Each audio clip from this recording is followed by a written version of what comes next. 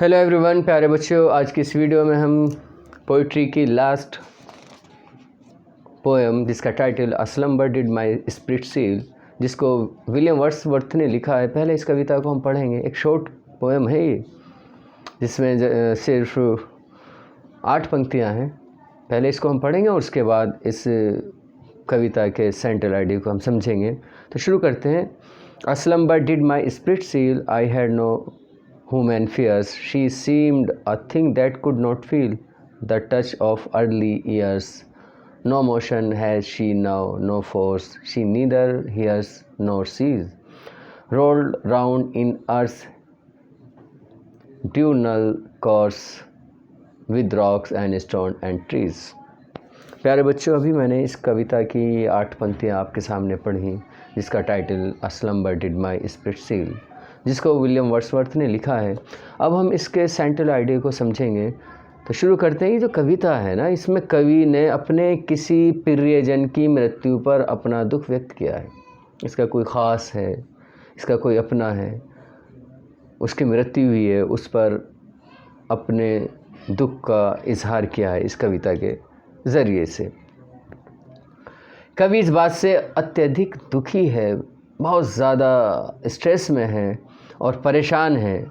वह कहता है कि इसकी मृत्यु ने उसकी आत्मा को गहराई से प्रभावित किया है। हम देखते हैं कि कभी कभी बहुत से लोग उनके परिवार में होने वाली मौत बहुत ज़्यादा प्रभावित कर देती है, बहुत ज़्यादा सदमा देती है।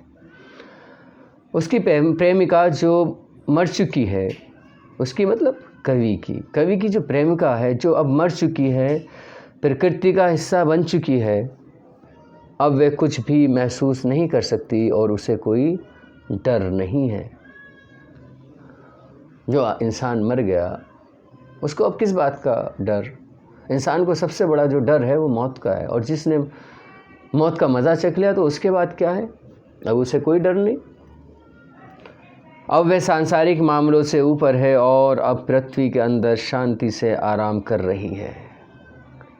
ये कवि का विचार है कि वो अब संसार के जितने भी मैटर थे वो ख़त्म हो गए, जितने भी मामले थे अब वो ख़त्म हो गए। अब तो पृथ्वी के अंदर शांति से आराम कर रही है। तो प्यारे बच्चों, ये इस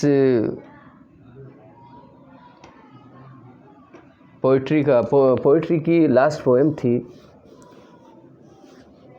जिसको अभी आपने सुना और जिसके सेंट्रल आइडिया को आपने समझा। आज की इस वीडियो में इतना ही। Thank you.